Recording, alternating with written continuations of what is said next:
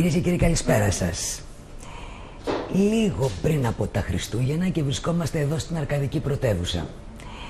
Εδώ λοιπόν στο κέντρο της Τρίπολης, στην πλατεία Άρεως, συνομιλούμε με την Εύη Τατούλη. Χαίρομαι που σε βλέπω, Εύη. Κυρία Σουκαρά, Τζένι. Τζένι θα με λες. Τζένι. Και εγώ χαίρομαι πολύ που σε υποδεχόμαστε εδώ στην Τρίπολη. Εγώ χαίρομαι είναι ιδιαίτερα. Και εξαιρετικός ο καιρός σήμερα, σαν να είναι άνοιξη. Σαν να είναι άνοιξη, αυτό λέγαμε και πιο πριν, λίγο πριν τα Χριστούγεννα, με ηλιοφάνεια θα είμαστε, έτσι. Έρχονται αλλαγές. Για να δούμε. Για να δούμε, γιατί το πολιτικό σκηνικό, Εύη, είναι πολύ ιδιαίτερο, περίεργο, πολύπλοκο και ρευστό. Πλην όμως, να το πάμε λίγο αλλιώς. Με την Εύη έχουμε έτσι συνεργαστεί έτσι και έχουμε ανταλλάξει απόψεις πολιτικές κτλ. Μέσα από το θέμα των αυτοδιοικητικών εκλογών. Τι γίνεται λοιπόν, πώς αυτή τη στιγμή παίρνεις τη μεγάλη απόφαση να πολιτευθείς. Οι εκλογές, από ό,τι φαίνεται, δεν ξέρουμε βεβαίως ή κατά πόσο αυτό θα αληθέψει, αλλά έτσι όπως δείχνουν τα προγνωστικά βρίσκονται πρώτο πυλών. Και βλέπω την Εύη Τατούλη να θελήσει να θέσει αυτόν προς κρίση των Αρκάδων στις προσεχείς βουλευτικές εκλογές. Το ήθελες πάντα? Τζένι, όπως είπες, γνωριζόμαστε πολλά χρόνια. Το γεγονός ότι είμαι παρούσα στην πολιτική πολλά χρόνια είναι και αυτό σχεδόν αυταπόδεικτο, κυρίως για τους συμπατριώτες μου Αρκάδες. Από εκεί και πέρα, ασφαλώς και το ενδεχόμενο των εκλογών σε σύντομο χρονικό διάστημα πρέπει όλοι να το αποθήσουμε από το μυαλό μας. Νομίζω ότι καταρχήν δεν είναι θέμα δημοσκοπικών ευρημάτων, είναι θέμα ότι πηγαίνοντας εδώ στους δρόμους της Τρίπολης σήμερα, κανείς δεν μπορεί καν να του περάσει από το μυαλό ότι υπάρχει αυτό το ενδεχόμενο σε μια τόσο δύσκολη στιγμή για τη χώρα, τόσο κρίσιμη, ορισμένοι να θέλουν να δυναμητήσουν την ομαλότητα. Είμαι βαθιά πεπισμένη ότι τελικώς και μετά από τις σημερινές εξελίξεις και το κάλεσμα του Πρωθυπουργού για ακόμη μια φορά για συνένεση, για χαμηλούς τόνους, είδαμε πόσο ο ίδιος χαμήλωσε τους τόνους, αντιλαμβανόμενος προφανώς περισσότερο από όλους μας την κρισιμότητα των στιγμών, πρέπει να εισακουστεί. Και νομίζω ότι τελικώς αυτό θα συμβεί. Οι βουλευτές θα σταθούν στο ύψος των περιστάσεων. Φαίνεται ότι είναι αυτό που ουσιαστικά προβληματίζει όλους σε σχέση με την πολιτική επικαιρότητα. Είναι η δεύτερη ψηφοφορία. Βλέπουμε επίσης την πρόθεση του Πρωθυπουργού να το λέει ακόμα πιο επιτακτικά για την διέξοδο από αυτή την πολιτική κρίση αυτή τη στιγμή σε σχέση με την αναγκαιότητα της συνένεσης που πρέπει να υπάρξει. Δεν ξέρω, βλέπεις τελικά να οδηγούμαστε προς τα εκεί? Μήπως τελικά πρέπει να βρεθεί έτσι μια άλλη λύση υπερβατική, όπου ουσιαστικά θα πρέπει να τα βρουν οι δύο πόλοι? Εν προκειμένου Νέα Δημοκρατία, ΣΥΡΙΖΑ, αυτή είναι η ιστορία. Νομίζω ότι αυτό πλέον είναι μονόδρομος. Δεν νομίζω ότι μπορεί κανείς μας σήμερα να θεωρήσει ότι μπορεί ο ένας ή ο άλλος μόνος του. Αλλά εκείνο το οποίο θα ήθελα να τονίσω είναι κάτι που αντιλαμβάνομαι εγώ προσωπικά και αντιλαμβανόμαστε και άλλοι άνθρωποι, ας πούμε, της δικής μου γενιάς. Είναι ότι η συνένεση δεν μπορεί να είναι αποτέλεσμα κάποιας πολιτικής ανομαλίας ή πρέπει να φτάνουμε κάθε φορά στο αμήν για να πούμε ότι παιδιά, ελάτε στο τραπέζι να τα βρούμε. Αυτό πρέπει να γίνει από κάτω προς τα πάνω, θα έλεγα. Πρέπει η πολιτική καθημερινή τριβή ανάμεσα στα στελέχη όλων των πολιτικών κομμάτων να είναι καθημερινή πραγματικότητα. Αλλά αυτό νομίζω ότι εσύ ξέρεις καλύτερα από τον καθένα και με τη μακρά σου διαδρομή, σημαίνει πολιτικό πολιτισμό που ενδεχομένως να χρειάζεται να τον ξαναανακαλύψουμε, γιατί δεν είμαστε και σίγουροι αν υπάρχει σήμερα. Τι θέλω να πω με αυτό? Ότι την επόμενη μέρα των οποιονδήποτε εκλογών, όλα τα στελέχη όλων των κομμάτων, όλων των νομών, του κάθε νομού ξεχωριστά, πρέπει να κάτσουν στο ίδιο τραπέζι και να πούν με απλά λόγια ποιες είναι οι προτεραιότητες για το δικό τους τόπο. Για παράδειγμα, θέλουμε να γίνει το αεροδρόμιο της Τρίπολης. Πώς ιεραρχούμε τις υποδομές? Οι πόροι γνωρίζετε ότι είναι πολύ συγκεκριμένοι. Πώς θα συνδράμουμε τους θεσμούς εκείνους που έχουν την αρμοδιότητα, την περιφέρεια, τους δήμους, εμείς ως κοινοβουλευτικοί εκπρόσωποι των Αρκάδων, να επιτύχουν καλύτερα τους στόχους τους? Πώς θα ενώσουμε μαζί τους τη φωνή μας, προκειμένου να διεκδικήσουμε με περισσότερες αξιώσεις πόρους? Εύη, πάντως, έχεις απόλυτο δίκιο σε αυτό. Αλλά το βασικό, το κέραιο, το καυτό κομμάτι. Πώς θα συνυπάρξουν αυτοί οι δύο πόλοι όταν έχουν εντελώς διαφορετικές πολιτικές στο μυαλό τους και στην εφαρμογή αυτών? Δηλαδή, η μία, η παράταξη της Νέας Δημοκρατίας, αναφέρεται και στον ευρωπαϊκό δρόμο, εν πάση περιπτώσει, μέσα από μια διαπραγμάτευση, μέσα από το μνημόνιο, μέσα από αυτήν την, θα έλεγα, θωροποιώ κατά τα άλλα για τον ελληνικό λαό, πολιτική που κάπως μπήκαμε και δεν ξέρω πώς θα βγούμε μέσα από αυτά την έντονη φορολογία, τα επαχθή μέτρα, και ο άλλος πόλος που ουσιαστικά λέει κατάργηση των μνημονίων. Εν πάση περιπτώσει, αυτά τα μέτρα είναι επαχθή, άρα πρέπει να φτάσουμε να πάμε λίγα χρόνια πίσω για να επανέλθουμε στους μισθούς μας τους προηγούμενους. Με λίγα λόγια, πώς θα συνυπάρξουν δύο πόλοι όταν μιλάνε και οι δύο για καταστροφή? Θα μου επιτρέψεις να πω ότι είμαι σχεδόν βέβαιη, είμαι απόλυτα βέβαιη ότι ο τόπος δεν θα καταστραφεί σε καμία περίπτωση. Ούτε με τη μία ούτε με την άλλη. Για τη μία είμαι σίγουρη ότι δεν θα καταστραφεί. Σίγουρα αυτή τη στιγμή η πολιτική έχουμε συνηθίσει και είμαστε κι εμείς λίγο ως πολίτες έτσι, μας έχει αλώσει λίγο αυτό το σύστημα του να έχουμε συνηθίσει σε ηγέτες που βγαίνουν στα μπαλκόνια και φωνάζουν ο ένας τον άλλον κάποια πράγματα. Η συζήτηση πρέπει να γίνει στο τραπέζι. Και πάνω απ' όλα πρέπει να πούμε ότι αυτό που πρέπει να μπει είναι η Ελλάδα, η πατρίδα. Και πάνω από τις ιδεολογίες, εκείνο που χρειαζόμαστε είναι κοινή λογική. Ξέρετε, αυτό που λείπει πολλές φορές από τους πολιτικούς είναι ότι χάνουν την πραγματικότητα, χάνουν την επαφή τους με την κοινή λογική του πολίτη. Θα σας πω δύο παραδείγματα που μου συνέβησαν σήμερα εδώ στην Τρίπολη. Ήμουν προηγούμενα με έναν πολύ φίλο, γιατρό, πολύ καταξιωμένο στον κλάδο του, συνταξιούχο πλέον, ο οποίος έχει ένα γιο μαθηματικό. Και μου λέει, το παιδί μου, λέει, τώρα βγαίνει στο ελεύθερο επάγγελμα. Κάνει κάποια ιδιαίτερα μαθήματα, δεν έχει άλλο τρόπο να ζήσει. Και αναγκάζομαι να του πληρώνω 250 ευρώ ΤΕΒΕ και 250 ευρώ εφορία. Και συνολικά αυτό είναι το εισόδημά του. Είναι τα πρώτα χρόνια της καριέρας του. Τι θα γίνει με αυτό? Εκεί δεν είναι κάτι το οποίο να πρέπει να πούμε ότι αν πραγματικά αγαπάμε τους νέους και αν θεωρούμε ότι πραγματικά είναι εκείνη η γενιά η οποία πλήττεται περισσότερο, ενώ εγώ θα έλεγα δεν φταίει καθόλου, δεν χρειάζεται να τους δώσουμε κάποιο κίνητρο? Δεν μπορεί λοιπόν η ασφαλιστική εισφορά τους για την πρώτη πενταετή σταδιοδρομία τους να πέσει σε ένα αρκετά έτσι μικρότερο ποσό και να δούμε τι φοροαπαλλαγή θα μπορούσε να τους δοθεί? Να σας πω γιατί, ποιος είναι ο λόγος αυτής της ενέργειας. Και θα το πω κοινά, έτσι όπως το λέει έτσι όπως το συζητάμε μεταξύ μας.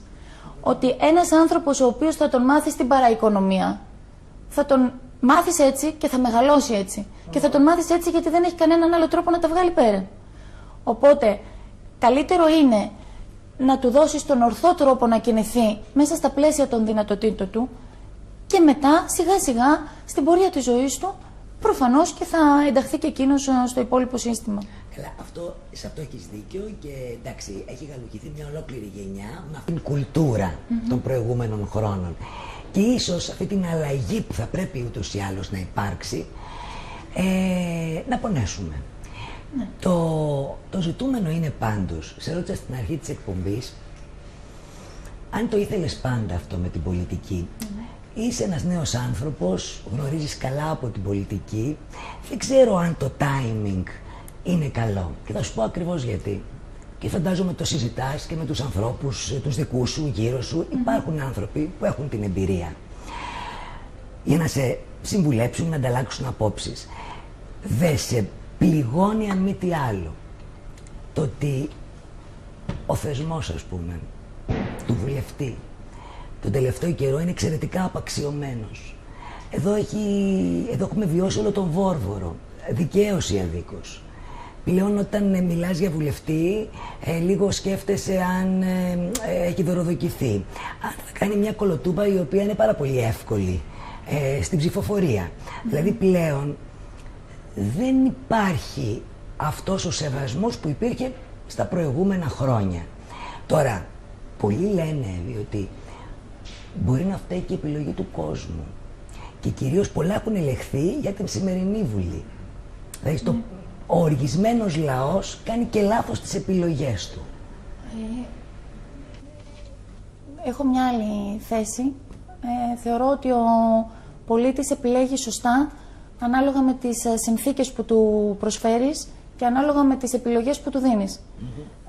Ξέρετε, στη δημοκρατία, πέρα από όσα λέγονται τον τελευταίο καιρό ότι ας ανακαλύψουμε την πολιτική μακριά από τους πολιτικούς και την πολιτική χωρίς πολιτικά κόμματα, αλλά η δημοκρατία αυτό είναι. Ο πολίτης καλείται να επιλέξει ανάμεσα στις προτινόμενες λύσεις. Τα πολιτικά κόμματα έχουν μια συγκεκριμένη δομή οργάνωσης. Αυτή τη δομή ενδεχομένως να οφείλουμε να ξαναδούμε για το πώς αυτή η δομή θα ανοίξει σε ανθρώπους οι οποίοι έρχονται μέσα από την ίδια την κοινωνία. Ξέρετε, αυτή τη στιγμή είναι λίγο δύσκολο τα πολιτικά κόμματα να ξαναμιλήσουν στους πολίτες. Και αυτό είναι κάτι το οποίο χρειάζεται να συμβεί. Εγώ λέω το εξής. Αν δεν είναι τα πολιτικά κόμματα, ποιος θα είναι? Υπάρχει μια μεγάλη παραφιλολογία στη χώρα. Την έχουμε ακούσει κατά περιόδους όλοι. Ότι η μαγική λύση βρίσκεται στους τεχνοκράτες. Η μαγική λύση, ψάχνουμε κάθε λίγο και λιγάκι να ανακαλύψουμε το μέγα επιχειρηματία που θα έρθει να μας σώσει. Αυτά δεν αποτύχανε. Και αποτύχανε και με οδυνηρό τρόπο για μας. Το γεγονός ότι το πολιτικό σύστημα είναι απαξιωμένο, ασφαλώς και βαρύνει και το πολιτικό σύστημα ως σύνολο και ασφαλώς και ορισμένους πολιτικούς ως μονάδες. Γιατί πάντοτε υπάρχει και η ατομική ευθύνη. Μην ψάχνουμε μόνο συλλογικές ευθύνες παντού. Εντάξει, τους θεσμούς τους κάνουν τα πρόσωπα πρωτίστως. Προφανώς. Και τους υπηρετούν ανάλογα με τις δυνατότητές τους. Ναι, σωστό. Οπότε, θα έλεγα το εξής. Ότι πρέπει να ξαναπιστέψουμε στην πολιτική. Και για να μην λέω όλη την ώρα πρέπει, εγώ προσωπικά πιστεύω στην πολιτική. Γιατί πιστεύω ότι μόνο μέσα από την πολιτική μπορούν να αλλάξουν πραγματικά τα πράγματα. Και αν δεν ισχύει σήμερα, έτσι οφείλει να είναι. Και αυτό χρειάζεται να το ξαναδούμε. Το γεγονός ότι το πολιτικό σύστημα απαξιώθηκε, για όσους είναι κοντά στα πράγματα, τα παρακολουθούν λίγο πιο στενά, αντιλαμβάνονται ότι τεχνιέντος συνέβη μέχρι σήμερα, προκειμένου απαξιωμένο το πολιτικό σύστημα να είναι και πιο επιρρεπές στα διάφορα οικονομικά συμφέροντα. Και προσπαθώ να είμαι πολύ κομψή σε αυτό που λέω. Ό,τι και αν έχει συμβεί από πίσω, το πολιτικό σύστημα, το υπάρχον, υπήρξε εξαιρετικά αδύναμο να αντιμετωπίσει τις προκλήσεις. Νομίζω ότι οποιοδήποτε πολιτικό σύστημα από εδώ και στο εξής επιχειρήσει να αντιμετωπίσει τις προκλήσεις μόνο του, θα έχει ακριβώς την ίδια κατάληξη. Τι εννοείς αυτό? Αντιλαμβανόμαστε όλοι ότι χρειαζόμαστε συνεργασία, όχι συνένεση, συνεργασία. Και θα επανέλθω σε αυτό που είπα στην αρχή.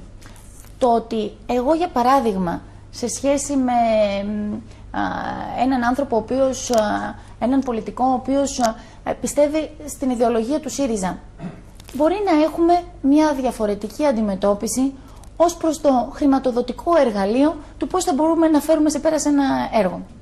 Ωστόσο, πρέπει να θέσουμε ένα κοινό στόχο. Δεν μπορούμε δηλαδή ούτε στο στόχο να τα βρούμε. Εγώ είμαι σίγουρη ότι μπορούμε να τα βρούμε. Και αυτό γιατί στις κατηδίαν συζητήσεις τα βρίσκουμε. Δηλαδή, ο δημόσιος διάλογος πρέπει να είναι μόνο πανηγύρι. Ναι, θα κάνω και τον αντίλογο. Εγώ χαίρομαι πάρα πολύ που το ακούω από έναν νέο άνθρωπο, ο οποίος θέλει να μπει στη Βουλή. Όταν οι κεφαλές όμως, η κορυφή, ουσιαστικά πετάει βέλη προς την άλλη και ο πολιτικός διάλογος μερικές φορές χαμηλώνει εξαιρετικά, ένθεκα κήθεν, ποιος ο ρόλος του βουλευτή? Πιστεύεις μελλοντικά, όταν η ίδια λέει καθίστε βρε παιδιά να τα βρούμε και καθίστε να το χτίσουμε μαζί το πράγμα. Τι γίνεται όταν οδηγείται το πολιτικό παιχνίδι στην πόλωση, γιατί έτσι τουλάχιστον οι Έλληνες πολίτες αφυπνούνται? Ας ξαναπιστέψουμε στα πρόσωπα. Τι χρειαζόμαστε αυτή τη στιγμή? Πρόσωπα που μπορούν να σηκώσουν αυτό το βάρος της συνεννόησης. Αν υπάρξουν αυτά τα πρόσωπα, μετά η διαδρομή θα έρθει. Και μπορούμε να κάτσουμε στο ίδιο τραπέζι και μπορούμε να συζητήσουμε με σοβαρότητα. Θα σας πω κάτι. Ήμουν τις προάλλες με έναν φίλο από το ΣΥΡΙΖΑ, ο οποίος με τον πολύ ωραίο τρόπο που τα λέει ο ΣΥΡΙΖΑ μιλούσε για όλη αυτή την ανθρωπιστική κρίση που είναι σε εξέλιξη. Και συμφωνώ σε εξαιρετικά μεγάλο βαθμό, ναι, υπάρχει. Ωστόσο, στο ερώτημα ότι ποια θα είναι η πρώτη σου κίνηση εσένα ως βουλευτή, τι θα κάνεις, ποια θα είναι η πρώτη σου πρόταση σε όλο αυτό το νομοθετικό έργο που θα κληθείς κάποια στιγμή να υπηρετήσεις. Εκεί θα μπορούσα να πω ότι δίλιασε. Ωστόσο, υπάρχουν προτάσεις. Να σας πω το εξής, το οποίο είναι πολύ μικρό, μπορεί να φαίνεται μικρό, αλλά εκεί νομίζω ότι πρέπει να εντοπίσουμε το ρόλο του βουλευτή σήμερα, στα μικρά, που όλα μαζί μαζεμένα θα κάνουν και μια καλή μεγάλη εικόνα. Υπήρξε πριν από μερικά χρόνια μια νομοθετική πρωτοβουλία, η οποία μιλούσε για την δημιουργία τράπεζας τροφίμων. Ναι. Στο πλαίσιο της επισιτιστικής κρίσης και όλων αυτών των προβλημάτων που βιώνει η σημερινή ελληνική οικογένεια. Μιλώντας με διάφορα στελέχη εταιριών πολυεθνικών ομίλων και αναφέροντάς τους γιατί παιδιά δεν το κάνετε αυτό, γιατί δεν προσφέρετε τρόφιμα τα οποία στοκάρονται στις αποθήκες σας σε αυτόν τον οργανισμό, μου είπαν το εξής, ότι θα φορολογηθούν γι' αυτό. Το βλέπεις. Αυτό όμως δεν θα μπορούσε να είναι μια νομοθετική πρωτοβουλία. Ποιος θα έλεγε όχι σε κάτι τέτοιο. Αλλά πέρα από τις μεγάλες κουβέντες και τους εντυπωσιασμούς που ξέρεις πολύ καλά, Τζέννη, ότι μπορούμε να τους χειριστούμε σε εξαιρετικό επίπεδο, το θέμα είναι η πραγματική δουλειά. Τι μπορεί κάποιος να σκεφτεί, πόσο πολύ μιλάει με την κοινωνία, πόσο πολύ αφουγκράζεται τα προβλήματα. Σωστό είναι αυτό. Αυτός δεν είναι ο ρόλος του βουλευτή σήμερα. Εκτός από το να εκπροσωπεί επάξια τον τόπο του, που προφανώς όλοι μας για τον τόπο μας θέλουμε το κάτι παραπάνω. Επειδή εγώ πιστεύω ιδιαίτερα στην πολιτική, εντάξει, και το θεωρώ, εντάξει, είναι και ένα μέρος της δουλειάς μου, σας παρακολουθούμε, δεν μπορώ να μην πιστεύω στην πολιτική, αλλά πιστεύω και εκ πεποιθήσεως, για όνομα του Θεού, θεωρώ ότι ο ρόλος του βουλευτή αυτός θα πρέπει να είναι. Ασχέτως, πάμε πάλι στα προηγούμενα, εάν τον βουλευτή τον καταντήσανε, δεν ξέρω ποιοι, διεκπεραιωτή της ισορροπίας τρόμου έτσι όπως έχει διαμορφωθεί μέσα στη Βουλή. Για μένα αυτό είναι. Θέλω να πάμε όμως κάπου αλλού. Θέλω να πάμε ουσιαστικά στο θέμα των κομμάτων. Επιλέγεις τη Νέα Δημοκρατία, παρότι είσαι νέα, παρότι υπάρχει και αυτό το... Δεν κατάλαβα τον υπενιγμό, δηλαδή θα σε νέοι δεν επιλέγουν τη Νέα Δημοκρατία. Θέλω να μας εξηγήσεις. Βεβαίως επιλέγουν ποτάμι, επιλέγουν Αυτό το λέτε ΣΥΡΙΖΑ. εσείς, δεν ξέρω, συναναστρέφεστε πολύ με νέους. Λοιπόν, γιατί στο λέω αυτό. Θέλω λίγο να σταθούμε στο εξής. Υπάρχει ένα μότο που το γνωρίζουμε όλοι. Ο κύκλος της μεταπολίτευσης. Επομένως, τα δύο μεγάλα κόμματα κάνανε τον κύκλο τους. Πιστεύεις ότι έχουν κάνει τον κύκλο τους επί της ουσίας και εν πλήρη συνειδητοποίηση? Όταν λέτε τα δύο μεγάλα κόμματα? Εννοώ τα κόμματα που μας έχουν κυβερνήσει τα τελευταία 30 χρόνια. Το ΠΑΣΟΚ και η Νέα Δημοκρατία. Και αν το ΠΑΣΟΚ βεβαίως με τις τελευταίες εκλογές αλλά και δημοσκοπικά εξαϊλώνεται, δεν ξέρω τι θα συμβεί με τη Νέα Δημοκρατία. Ας μην προεξοφλούμε πράγμα. Σου ταιριάζει, πόσο σου ταιριάζει ένα κόμμα το οποίο κατά πολλούς συμμετείχε σε όλη αυτή την κατάσταση που μας οδήγησε ως εδώ. Δεν έχει το μερίδιο ευθύνης, το μεγάλο, το λεόντιο, αλλά συμμετείχε. Είναι αυτό που λένε, Εύη.